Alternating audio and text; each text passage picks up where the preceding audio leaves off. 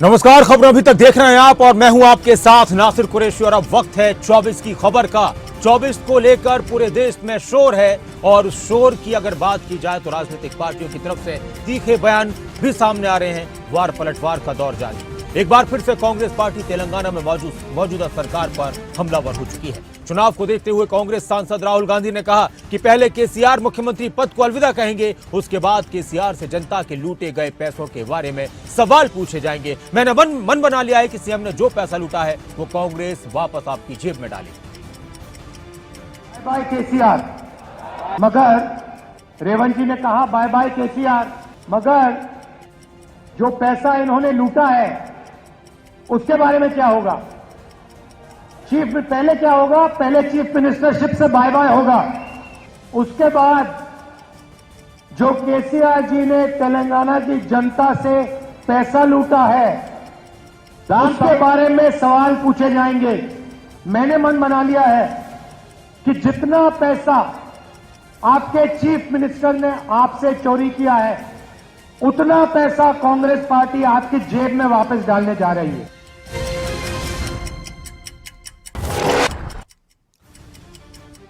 देश के रक्षा मंत्री राजनाथ सिंह ने मिजोरम के मामित में जनसभा को संबोधित करते हुए कहा कि आज हालात बदल चुके हैं। आज हम हर उत्तर पूर्वी राज्य में देश की राजधानी दिल्ली से सीधी कनेक्टिविटी है, क्योंकि हर राज्य को आज एयरपोर्ट से जोड़ा गया है। हालात बदल गए हैं। आज हर नॉर्थ ईस्ट स्टेट में देश की कैपिटल दिल्ली से डायरेक्ट कनेक्टिविटी है, क्योंकि हर स्टेट को आज एयरपोर्ट से जोड़ दिया गया है। यहां तक कि सिक्किम को भी, जहां एयरपोर्ट खुलना बहुत ही मुश्किल काम हुआ करता था, आज सिक्किम में भी एयरपोर्ट बन गया है।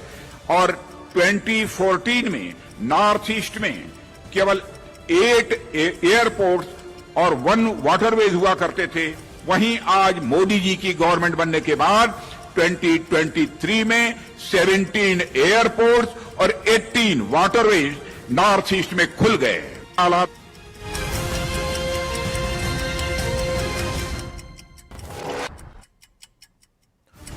दिल्ली के मुख्यमंत्री अरविंद केजरीवाल को ईडी के समन पर झारखंड के मुख्यमंत्री हेमंत सोरेन ने कहा कि मौजूदा केंद्र सरकार में विपक्षी दलों की स्थिति क्या है, ये किसी से छिपा हुआ नहीं है। देश की मौजूदा स्थिति क्या है और लोकतंत्र की स्थिति क्या है, लोग देख रहे हैं, समझ रहे हैं। इसमें कोई नई बात नहीं। लगातार किस तरह से विपक्ष पर हमला किया जा रहा है। वर्तमान केंद्र सरकार के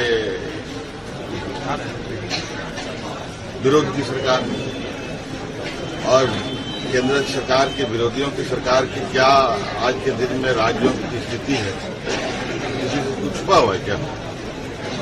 ये बोलने का क्या? आम जन समझ रहा है, देख रहा है कि देश की क्या स्थिति है, लोकतंत्र की क्या स्थिति है। ये कोई नई बात नहीं है।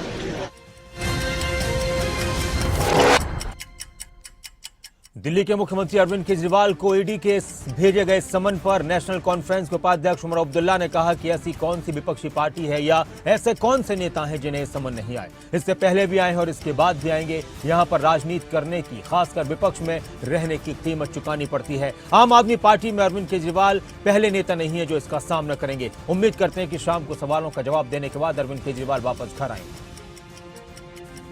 ऐसा कौन सा है ऑपोजिशन लीडर या ऑपोजिशन पार्टी जिनको ये समझ नहीं आई है? इससे पहले भी आए हैं, इसके बाद भी आएंगे। यहाँ पे पॉलिटिक्स करने का और खासकर ऑपोजिशन करने का ये एक कीमत चुकानी पड़ती है। कोई नई बात नहीं है ना ये। और आम आदमी पार्टी में केजरीवाल साहब पहले लीडर नहीं हैं। ईडी पर कपिल सिब्बल का बयान भी आया। दिल्ली के मुख्यमंत्री अरविंद केजरीवाल को ईडी के समन पर राज्यसभा सांसद कपिल सिब्बल ने कहा कि आम आदमी पार्टी के मंत्री भी जेल में हैं। इन्होंने किस किस के खिलाफ ये नहीं किया। पश्चिम बंगाल, तेलंगाना, राजस्थान में भी ऐसा ही हुआ है। ये वहां एनसीपी को तोड़कर मंत्री बना गए। हिंदुस्तान 2 हिस्सों में बटा हुआ है। जहां भाजपा या उनके दल राज करते हैं, उन राज्यों में ईडी नहीं जाती।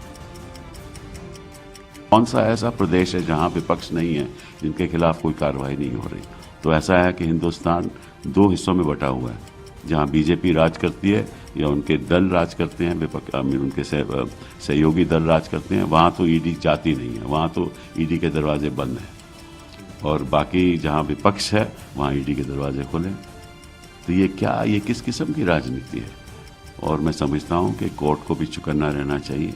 वक्त आ गया है कि इस किस्म की राजनीति नहीं होनी चाहिए, और ऐसे लोगों को जेल में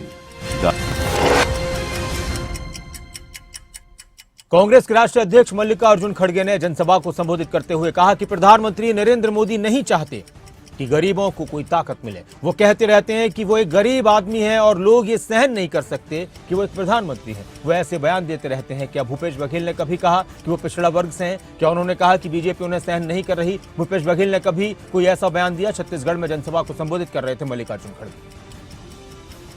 मोदी ये नहीं चाहते कि गरीबों के हाथ में सत्ता आए। वो अपने आप ही कह देते हैं मैं गरीब का आदमी हूं, मेरा प्रधानमंत्री बनना लोगों को सहन नहीं हो रहा। ऐसी भाषण करते ही जाते हैं।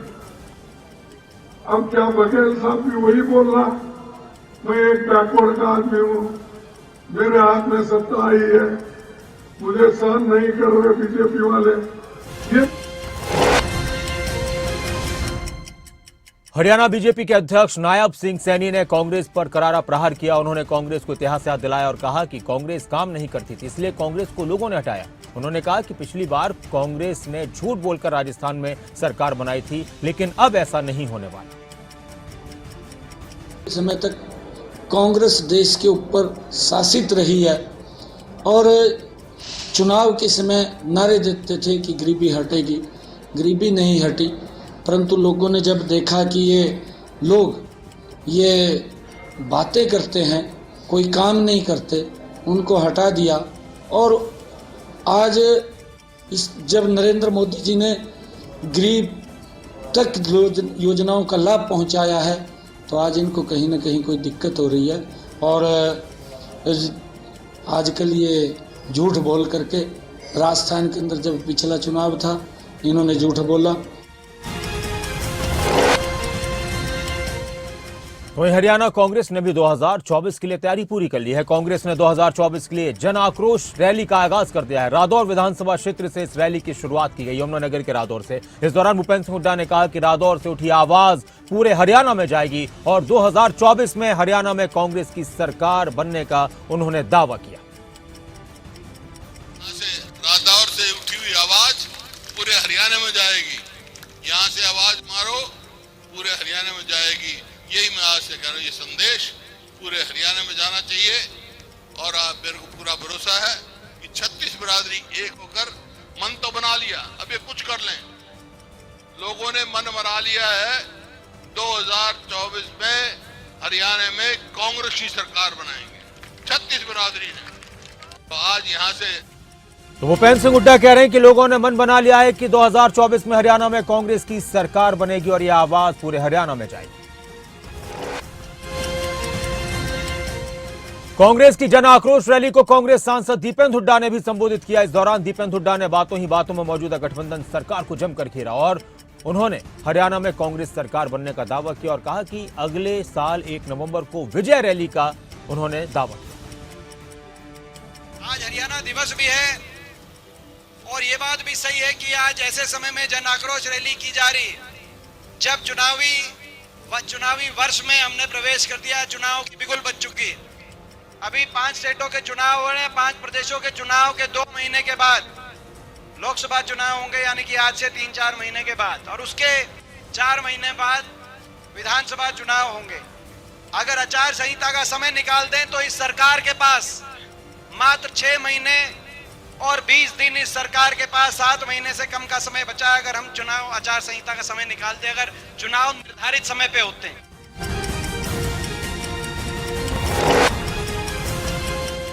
और इसी रादौर की रैली में कांग्रेस के प्रदेश अध्यक्ष उदय भान ने भी बीजेपी पर जमकर निशाना साधा। उन्होंने भूपेंद्र सिंह हुड्डा सरकार की तुलना को लेकर दूसरी सरकारों पर जमकर निशाना साधा। भूपेंद्र सिंह हुड्डा जी जिस समय मुख्यमंत्री थे तो आपको ये तुलना करनी चाहिए कि उस 9 साल में क्या हुआ था। इस प्रदेश के अंदर 4 बड़े बिजली के कारखाने लगे थे जिसमें 43,000 करोड़ रुपए का खर्चा आया था। इस प्रदेश में मेट्रो लाइन, चाहे वो दिल्ली से गुड़गामा हो, चाहे वो दिल्ली से बल्लभगढ़ हो, चाहे दिल्ली से बहादुरगढ़ हो, मेट्रो का जाल बिछाया। रेलवे लाइन 6 मंजूर की, 16 यूनिवर्सिटियां मंजूर की, सबका नाम लूं तो अलग बहुत समय लगेगा। मेडिकल कॉलेज बनाए। ये हुड्डा साहब के समय में जहां प्रदेश जो प्रति व्यक्ति निवेश, प्रति व्यक्ति आय में नंबर 1 था, कानून व्यवस्था में नंबर 1 था।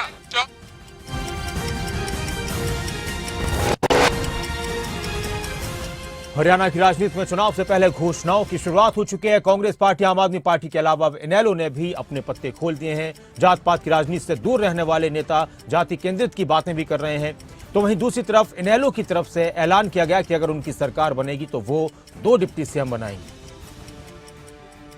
हमने ये तय किया है कि हम अब की बार फिर कैसे बैकवर्ड को आगे ले आ जाए, उसके लिए एक बैकवर्ड क्लास से डिप्टी चीफ मिनिस्टर बनाएंगे और एक शेड्यूल कास्ट से बनाएंगे। हमने बैकवर्ड को, जहां आज बीजेपी सैनी को लेकर के राजनीति करना चाहती है, हमने इस सैनी समाज को सन 1977 में आगे बढ़ाने का काम किया था। सबसे पहले मनोहर लाल सैनी को महेंद्रगढ़ नारनौल से टिकट दिया, लोकसभा में जिता करके लेकर के आए। उसके बाद उनको कुरुक्षेत्र से लड़ाया, उसके बाद कुरुक्षेत्र से हमने गुरदयाल सैनी को बनाया, 2 बार कलासो सैनी को बनाया।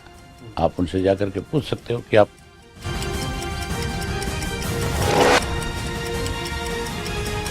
हरियाणा में करनाल में बड़ा अंत्योदय सम्मेलन होने जा रहा है और इस मौके पर बीजेपी अपना शक्ति प्रदर्शन करती नजर आएगी। बीजेपी के प्रदेश अध्यक्ष नायब सैनी ने हरियाणा में केंद्र सरकार की तरफ से दी गई सौगात को गिनवाया और मोदी सरकार की जमकर तारीफ की और उन्होंने इसी बिना पर कहा कि एक बार फिर से हरियाणा में डबल इंजन की सरकार बनेगी।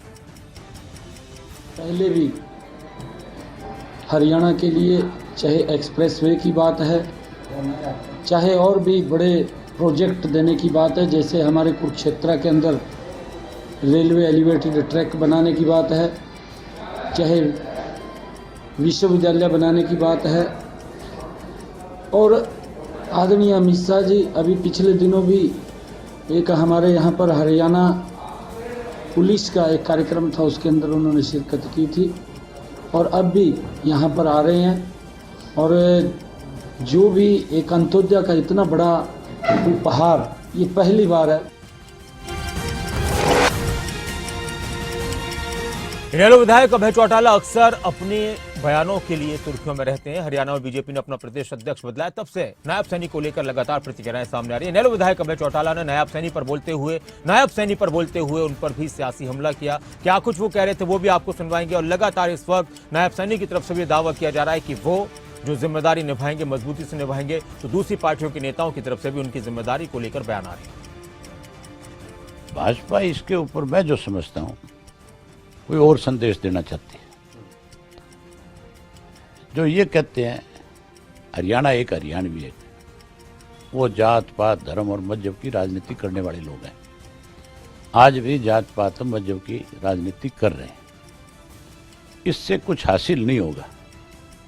इससे इनका असली चेहरा लोगों के सामने आ रहा है और अब लोग समझ चुके हैं। अब लोग इनकी चाहे कैसा भी कार्ड खेले।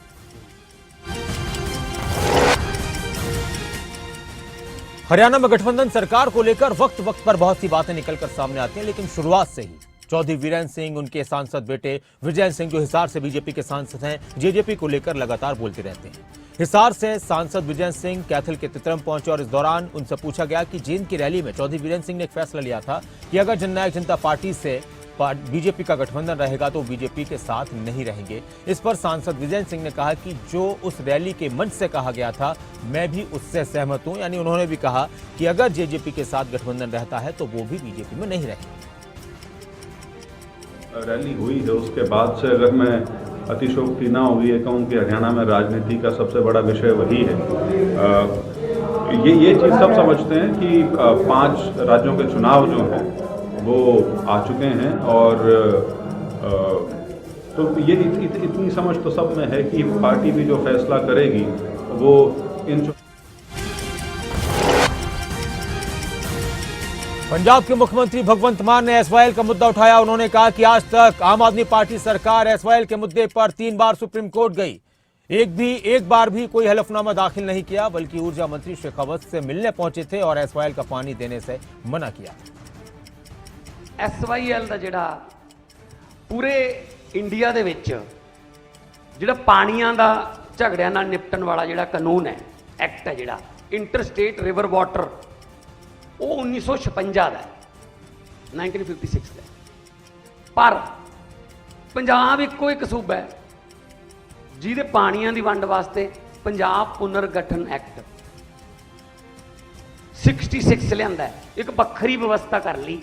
सब तो पहला धक्का तो इत्थे हो गया जी कि बाकियां वांगू पानी नहीं वंडना, पंजाब तो अलग पानी लेना किसी होर तरीके नाल। ज्ञानी जैल सिंह जी आ गए, उन्होंने कार्यकाल आ गया 1966 दे विच। एसवाईएल का मुद्दा हरियाणा और पंजाब दोनों के लिए अहम है। हरियाणा में भी वक्त इस समय एसवाईएल के मुद्दे को लेकर लगातार बयानबाजी सामने निकलकर सामने आई। एक बार फिर से हरियाणा के कृषि मंत्री जेपी दलाल ने एसवाईएल को लेकर बयान दिया। पंजाब में आज एक महाबहस का आयोजन किया गया था पंजाब के मुद्दों समेत एसवाईएल को लेकर, और उसको लेकर लगातार चर्चा हो रही है। पंजाब में आम आदमी पार्टी की सरकार अपनी विफलताओं को छुपाने के लिए, अटेंशन डाइवर्ट करने के लिए इस तरह की जो कॉन्क्लेव या कॉन्फ्रेंस कर रहे हैं, और वो ये साबित करना चाहते हैं कि वो कानून से ऊपर हैं। माननीय उच्चतम न्यायालय के आदेश को वो नहीं मानेंगे। पानी का जहाँ तक बात है, इतने ट्रिब्यूनल आए हैं, जब भी पानी का बंटवारा होता है तो सभी, चाहे यमुना का पानी हो, चाहे सतलुज का पानी हो, चाहे किसी और नहर का पानी हो, रावी व्यास का पानी हो, सभी पानियों को ध्यान में रख करके सभी प्रदेशों के बीच में तभी बंटवारा हुआ था, और उस बंटवारे के अनुकूल भी 2024 से पहले दिल्ली सरकार ने एक बड़ा दांव खेला है। दिल्ली नगर निगम की सदन में हुई बैठक को लेकर अरविंद केजरीवाल ने जानकारी दी और बताया कि निगम के लगभग 5000 सफाई कर्मचारियों को स्थायी किया जाएगा। उन्होंने कहा कि 15 साल से निगम में भाजपा की सरकार थी और उन्होंने सफाई कर्मचारियों का शोषण किया। 15 साल से नगर निगम में बीजेपी की सरकार थी, जिसने सफाई कर्मचारियों का शोषण करने में कोई कसर नहीं छोड़ी थी। सफाई कर्मचारियों की हमेशा मांग रहती थी कि उन्हें पक्का किया जाए। उस प्रक्रिया को अब हमने आगे बढ़ाया है। हमारा आपको वादा था कि हम सफाई कर्मचारियों को पक्का करेंगे। जब से ये ऐलान किया है, बहुत सफाई कर्मचारी बहुत खुश हैं। मेरे पास कल से ढेरों फ़ोन आ रहे हैं सफाई कर्मचारियों की, उनको पक्का किया गया है। पंजाब में भी जब से हमारी सरकार बनी है लगभग 1.5 साल हुआ है। 1.5 साल के अंदर हमने 30,000 से ज़्यादा कच्चे कर्मचारियों को पक्का किया। राजस्थान चुनाव को लेकर कांग्रेस की लिस्ट पर बवाल मचा हुआ है। इसी मुद्दे पर राजस्थान के मुख्यमंत्री अशोक गहलोत ने कहा कि ये सब होना स्वाभाविक है। उन्होंने बीजेपी पर भी निशाना साधा और कहा कि बीजेपी में जिस तरह की उठापटक हो रही है, बीजेपी में टिकट वितरण के बाद आगजनी तक हुई है, बीजेपी के दफ्तर का ताला लगा हुआ है।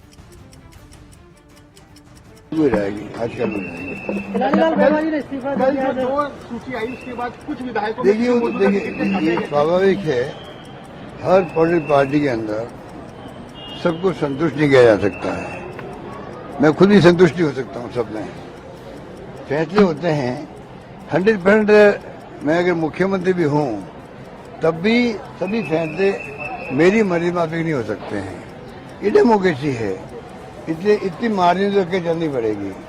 पर बीजेपी में जो धमाल पट्टी हुई है, आगजनी हुई है, बीजेपी दफ्तर का मैंने सुना ताला लगा हुआ है, पीछे जाना पड़ रहा है। कांग्रेस अध्यक्ष मल्लिकार्जुन खड़गे ने छत्तीसगढ़ चुनाव पर बड़ा दावा किया। उन्होंने कहा कि बीजेपी का सरकार बनाने का जो दावा है उसे करते रहने दीजिए, हम 75 से ज्यादा सीटें हासिल करेंगे। आपको बता दें कि हरियाणा में भी ऐसा ही दावा हुआ था। बीजेपी ने कहा था कि इस बार 75 पार। अब कांग्रेस छत्तीसगढ़ में यह दावा करे कि इस बार 75 पार। छत्तीसगढ़ में भी 90 सीटें, हरियाणा में 90 सीटें, ये 90 सीटें हैं लोक विधानसभा की, और ये भी एक इत्तेफाक की बात है। और इसी तरह का दावा जो हरियाणा में हुआ था 75 पार का, वहां पर किया जा रहा है। दावा करते रहने दो, हम तो 75 के ऊपर चलेंगे, अंदर नहीं आएंगे। और कुछ क्या मुख्य मुद्दा रहेगा सर चुनाव में? प्रचार दावा करते रहने दो, हम तो 75 के ऊपर चलेंगे, अंदर नहीं आएंगे। और कुछ क्या मुख्य मुद्दा रहेगा सर चुनाव में? प्रचार दौरान सीटों के पार जाने का दावा मल्लिकार्जुन खड़गे कर रहे हैं छत्तीसगढ़।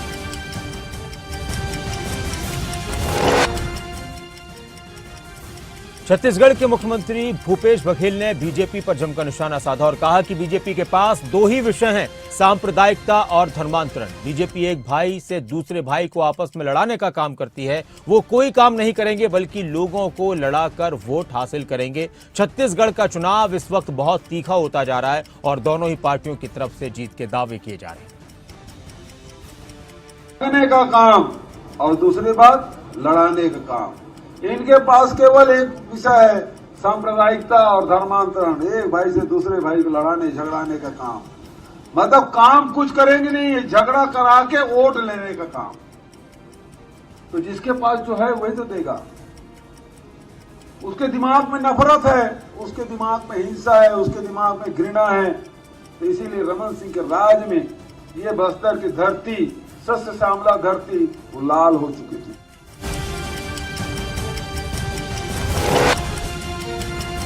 मध्य प्रदेश के मुख्यमंत्री शिवराज सिंह चौहान ने एक जनसभा को संबोधित करते हुए कहा कि मध्य प्रदेश बदल गया है, कांग्रेस का विकास से कोई लेना देना नहीं। कांग्रेस के नेताओं का मध्य प्रदेश से भावनात्मक रिश्ता नहीं है। मैं सरकार नहीं चलाता, मैं परिवार चलाता हूं और इसलिए उनको मध्य प्रदेश में मामा कहा जाता है। शिवराज सिंह चौहान ने कांग्रेस पर तीखा हमला करते हुए कहा कि फिर से बीजेपी मध्य प्रदेश में आ रही है। मध्य प्रदेश बदल गया विकास के मामले में। आज मध्य प्रदेश हिंदुस्तान के नंबर 1 के राज्यों की बात में शुमार हो गया। कांग्रेस का विकास से कोई लेना देना नहीं था, विकास को उनका विश्वास नहीं। 7 साल बीच में कांग्रेस की सरकार आई, आप बताओ कोई विकास का काम हुआ क्या? बदला लो। मुझे बताया कि यहीं के विधायक के उम्मीदवार ऐसा लोगों को प्रताड़ित किया कि लोगों ने मीडिया के साथ। तो वहीं मध्य प्रदेश के पूर्व मुख्यमंत्री कमलनाथ ने बीजेपी सरकार पर जमकर निशाना साधा और कहा कि प्रदेश की तस्वीर आपके सामने है, कैसे प्रदेश को चौपट किया गया है। बीजेपी के जो दावे हैं वो खोखले हैं। लगातार कमलनाथ ये कह रहे हैं कि इस बार जनता ने मन बना लिया है कि मध्य प्रदेश से बीजेपी को सत्ता से हटाना है और कांग्रेस को सत्ता में लेकर आना है। आज पूरे प्रदेश की तस्वीर आप सबके सामने है, कैसे पूरे प्रदेश को चौपट किया है। चौपट कृषि व्यवस्था, चौपट शिक्षा व्यवस्था, चौपट स्वास्थ्य व्यवस्था, चौपट उद्योग धंधे, चौपट अर्थव्यवस्था, चौपट कानून व्यवस्था, चौपट पंचायत व्यवस्था, चौपट राशन व्यवस्था। कहां शिवसेना उद्धव ठाकरे गुट के सांसद संजय राउत ने कहा कि महाराष्ट्र के मुख्यमंत्री जो गैर कानूनी मुख्यमंत्री हैं, उन्होंने एक सर्वदलीय बैठक बुलाई है। बैठक में सभी को बुलाया गया, लेकिन जो पार्टी कल तक सत्ता में थी, जिस पार्टी ने महाराष्ट्र को कई मुख्यमंत्री दिए, आपने उस पार्टी को नहीं बुलाया। मुख्यमंत्री जो गैर कानूनी मुख्यमंत्री है, एक सर्वदलीय बैठक बुलाई। वो बैठक में ऐसे अरे गहरे नथुलाल को सभी को बुलाया गया, जिसके एक भी विधायक नहीं है, ना एक सांसद है, ना खुद सांसद विधायक है, ना जनता का समर्थन है। ऐसे 20-25 लोग हैं जिनको बुलाया उस बैठक में। क्योंकि जो पार्टी कल तक सत्ता में थी, जिस पार्टी ने महाराष्ट्र को 3 मुख्यमंत्री दिए हैं, हाँ, जिस पार्टी के कल तक 20 सांसद थे, जिस पार्टी के मुख्यमंत्री कल तक रहे, इन दोनों राकेश टिकैत लगातार हरियाणा में सक्रिय होकर किसानों की आवाज बुलंद करने का दावा कर रहे हैं। हरियाणा में किसान अलग अलग जगहों पर कई बार धरने पर बैठते नजर आते हैं, तो राकेश टिकैत उन्हें समर्थन देने भी पहुंच जाते हैं। इसी कड़ी में फरीदाबाद पहुंचे किसान नेता राकेश टिकैत ने एमएसपी गारंटी पर फिर से बात की। इससे पहले भी वो एमएसपी को लेकर ये कह चुके हैं कि अब देश में एमएसपी गारंटी कानून को लेकर, एमएसपी गारंटी को लेकर भी आंदोलन करना पड़ेगा। एयरपोर्ट टू एयरपोर्ट है, तो फिर उनकी बात गलत है। अगर वो कॉरिडोर बनना है कि एयरपोर्ट टू एयरपोर्ट, अगर बीच में कहीं पे भी कट है तो मूना में भी कट मिलेगा। उसका रेट बढ़ा, उसकी खरीद की गारंटी, एमएसपी गारंटी कानून बनाए जब उसका फायदा हो। एमएसपी के रेट बढ़ाने से नहीं फायदा होगा। इंडिया गठबंधन को लेकर क्या कुछ कहेंगे? और गठबंधन तो जिसका बन जाए, कुंभा जिसका बड़ा बन जाए, ठीक लगता है। इनका भी तो